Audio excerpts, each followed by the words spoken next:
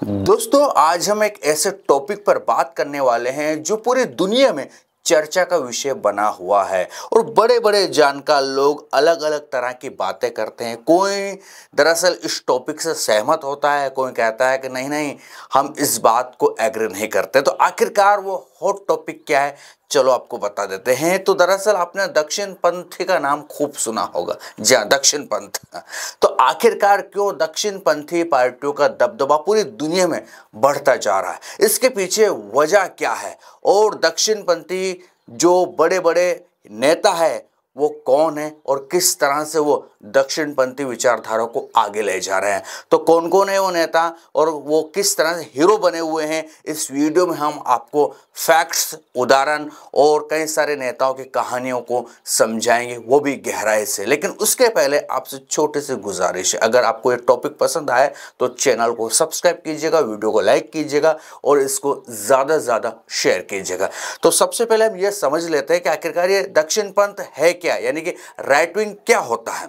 तो दक्षिणपंथी पार्टियां आमतौर पर कह सकते हैं जो परंपराएं होती है, राष्ट्रवाद होता है, बाजार, अर्थव्यवस्था और सीमित सरकारी हस्तक्षेप की समर्थक मानी जाती है। आप सभी को पता है हमारे देश में भी जो बीजेपी पार्टी है उसको दक्षिणपंथी विचारधारा की पार्टी माना जाता है। ये पार्टियां अक्सर कड़े आवर्जन नियमों, मजबूत राष्ट्रीय सुरक्षा और सांस्कृतिक पहचान को बढ़ावा देती है, यानी कि धर्म कहीं ना कहीं इनमें शामिल होता है।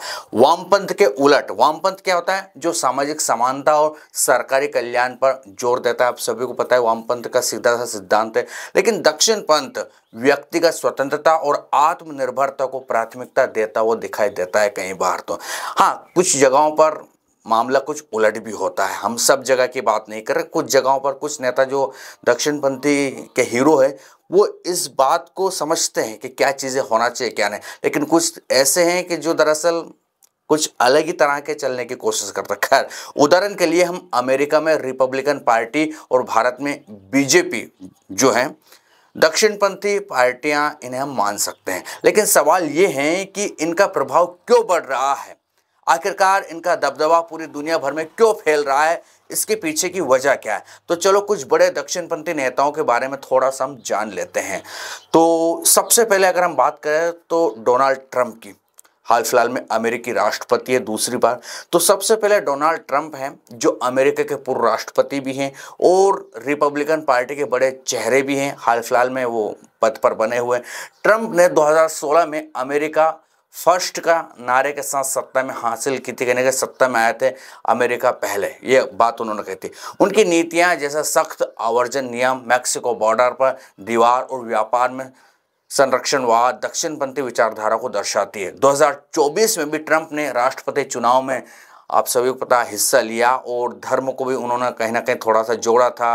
अमेरिका राष्ट्रवाद की उन्होंने बात कही थी ज़्यादातर, और कहीं ना कहीं जो दक्षिणपंथी विचारधारा के लोग हैं उनको एकजुट करने की कोशिश की, यानी कि अमेरिका को खतरा महसूस बता दिया है कि फलाना देश हमें पीछे छोड़ देगा, हम अमेरिका सबसे आगे रहना चाहते हैं। कि राष्ट्रवाद का घोल वहाँ की जनता को बहुत पिलाया गया। खैर, इसके बाद दूसरा नंबर आता है और उसका फ़ायदा भी मिला उन्हें, वो जीते भी से। आप सभी को पता है कमला हैरिस चुनाव हार गई और ट्रंप चुनाव जीत गए, जबकि ट्रंप का कार्यकाल एक बार देख चुका था अमेरिका उसके बाद भी। खैर, उसके बाद नंबर आता है जॉर्जिया मेलोनी का। जी हाँ, जॉर्जिया मेलोनी जिनका नाम है, थोड़ा बहुत अगर प्रोनाउंसिएशन में मिस्टेक हो तो माफ़ कीजिएगा, इटली की प्रधानमंत्री, आप सभी को पता है। मेलोनी जो 2022 में सत्ता में आई, उनकी पार्टी ब्रदर्स ऑफ इटली ने सख्त आवर्जन नीतियों और इटालियन पहचान की रक्षा के वादे पर जीत हासिल की, यानी कि सब जगह वही तड़का दिया जाता है। मैं कह रहा हूँ ना, राष्ट्रवाद।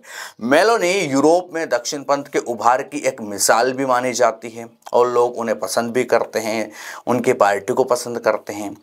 उसके बाद अगला नाम आता है मरीन ले पेन, फ्रांस। कहीं ना कहीं फ्रांस की जो मरीन ले पेन है, जो नेशनल रैली पार्टी के नेता है। ले पेन लंबे समय से फ्रांस में आप्रवास विरोधी और यूरोपीय यूनियन विरोधी नीतियों की वकालत करती रही है। 2022 के फ्रांसीसी चुनाव में भले ही वो हार गई, लेकिन उनकी पार्टी ने 2024 के यूरोपीय चुनाव में मजबूत प्रदर्शन किया और उन्हें बहुत फायदा भी हुआ। उसके बाद अगला नाम आता है बेंजामिन नेतन्याहू।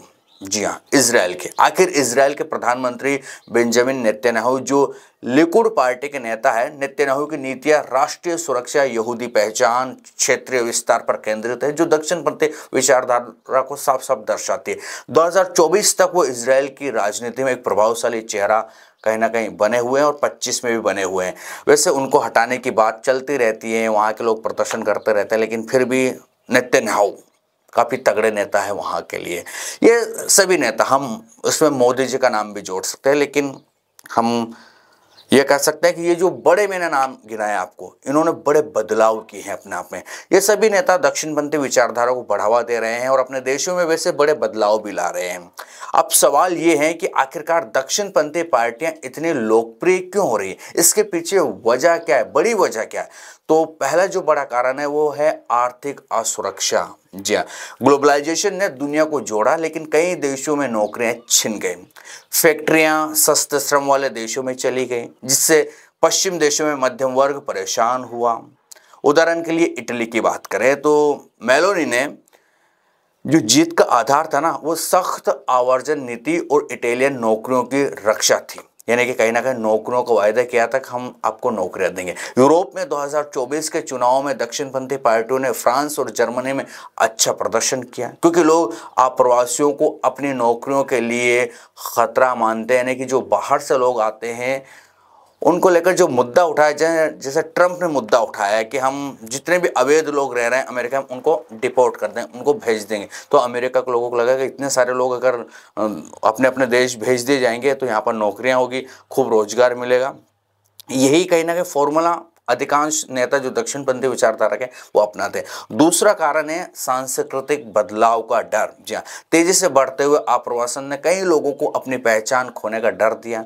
मरीन ले पेन फ्रांस में लगातार कहती है कि आप्रवासन से फ्रेंच संस्कृति खतरे में है। यही बात ट्रंप भी करते हैं। 2024 के यूरोपीय चुनाव में उनकी पार्टी ने इसी मुद्दे पर वोट हासिल किए। इजराइल में नेतन्याहू ने यहूदी पहचान और राष्ट्रीय सुरक्षा को प्राथमिकता दी। खासकर फिलिस्तीन के खिलाफ सख्त नीतियों के जरिए कहीं ना कहीं उन्होंने जनता को अपनी तरफ खींचने की और कोशिश की।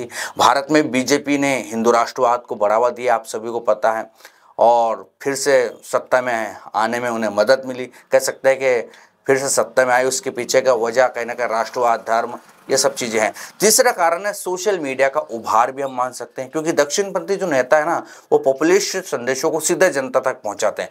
डोनाल्ड ट्रंप ने ट्विटर, यानी कि अब एक्स हो गया है, इस्तेमाल करके अपनी बात रखी और अमेरिका फर्स्ट का नारा दिया और वो वायरल भी हो गया। मरीन ले पेन ने टिकटॉक के जरिए युवाओं को टारगेट किया और टारगेट युवा हो भी गए। एक स्टडी के अनुसार हम कह सकते हैं 2023 में दक्षिणपंथी कंटेंट को सोशल मीडिया पर 40% से ज़्यादा इंगेजमेंट मिला, क्योंकि ये भावनाओं को उभारता है। जॉर्जिया मेलोनी ने भी सोशल मीडिया पर अपने साधारण भाषा और राष्ट्रवादी संदेशों से लोगों को प्रभावित किया और लोग प्रभावित भी हुए, इस पर कोई दो राय नहीं है।